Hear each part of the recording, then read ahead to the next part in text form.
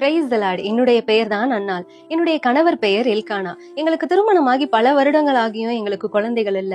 என்னுடைய கணவருக்கு என் மேல எவ்வளோ பாசம் இருந்தாலும் அவருக்கு பிள்ளைகள் வேணும் இல்லையா? அதனால பெனினால் அப்படின்ற இன்னொரு பொண்ணை திருமணம் செய்து கொள்றாரு. அந்த பெண்ணுக்கு 10 பிள்ளைகள் பிறந்தது. 10 பிள்ளைகள் பிறந்திருந்தா பிள்ளையே இல்லாத எனக்கு எவ்வளவு வேதனை இருந்திருக்கும். என்னை எப்படி ட்ரீட் பண்ணிருப்பாங்கன்னு நினைச்சு பாருங்களேன். நான் அழுகாத நாட்கள் இல்ல, ஒவ்வொரு நாளும் அவ்வளோ அழுவேன்.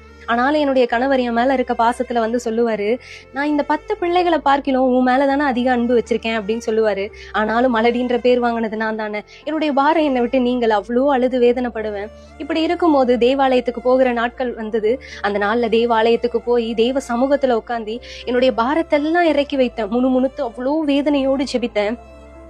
இந்த கேட்டுக்கொண்டிருந்த ஏலி அப்படின்ற ஆசாரியர் என்கிட்ட வந்து, என்னம்மா எதுவும் மது அருந்துட்டு இங்க உட்காந்துட்டு இருக்கியா அப்படின்னு கேட்டாரு. ஏன்னா அவ்வளோ முணுமுணுத்து நான் அழுது கொண்டிருந்தேன்.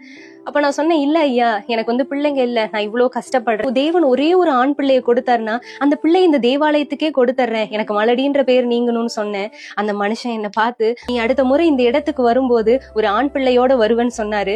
எனக்குள்ள வந்த சந்தோஷத்தை அளவா சொல்ல முடியாது. அவ்வளோ சந்தோஷம். தேவனுடைய சமூகத்துல என் பாரத்தை இறக்கி வச்சுட்டேன்னு அவ்வளோ சந்தோஷமா இந்த வார்த்தையை கேட்டுட்டு நான் சந்தோஷத்தோட வீட்டுக்கு போனேன். வீட்டுக்கு போய் கொஞ்ச நாட்கள்லயே நான் பிள்ளை தாட்சியாய் மாறினேன். இன்னும் கொஞ்ச நாட்கள்ல ஒரு ஆண் பிள்ளைய பெற்றெடுத்து அவனுக்கு சாமுவேல் அப்படின்னு பேர் வச்சேன். அந்த பிள்ளை பால் மறந்த உடனே அவனை கொண்டு போய் அதே தேவாலயத்துல விட்டேன். என்னை பார்த்து எல்லாரும், பைத்தியக்காரியா நீயே, தேவன் ஒரு குழந்தைய கொடுத்தாரு, அதையும் கொண்டு போய் விட்டுட்டீங்கன்னா என்ன செய்வனு?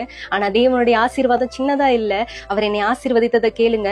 சாமுவேல் மட்டும் இல்லாமல் இன்னும் 3 மகன்களையும் 2 மகள்களையும் கொடுத்து என்னை பூரணமாய் தேவன் ஆசீர்வதித்தார். இதிலும் பெரிதான இன்னொரு சந்தோஷத்தை சொல்லவா? என்னுடைய மகனாகிய சாமுவேல் தான் சமஸ்த இஸ்ரவேல் தேசத்திற்குமே முதல் தீர்க்கதரிசியானவன். இப்படியாய் தேவன் என்னை பூரணமாய் ஆசீர்வதித்தார். இது போல உங்களுடைய வாழ்க்கையிலும் மலடின்னு பேர் வாங்கியிருக்கலாம், நீ ஒன்னுத்துக்கும் உதவாதவன் பேர் வாங்கியிருக்கலாம், நான் வந்து அன்லக்கின்னு நீங்களே உங்களை சொல்லியிருக்கலாம், ராசி இல்லாதவன். இது போல எவ்வளவு வேதனைகள் உங்க வாழ்க்கையில இருக்கட்டும். என்னை விடவா அதிக வேதனைப்பட்டிருப்பீங்க.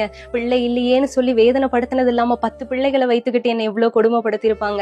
நான் தேவ சமூகத்துல என்னுடைய பாரத்தை எப்படி இறக்கி வச்சுட்டு அதை திரும்ப எடுத்துக்கிட்டு வரலையோ, அது போல நீங்களும் அவருடைய சமூகத்துல போய் உங்களுடைய பாரம் வேதனைகள்லாம் இறக்கி வச்சிருங்க.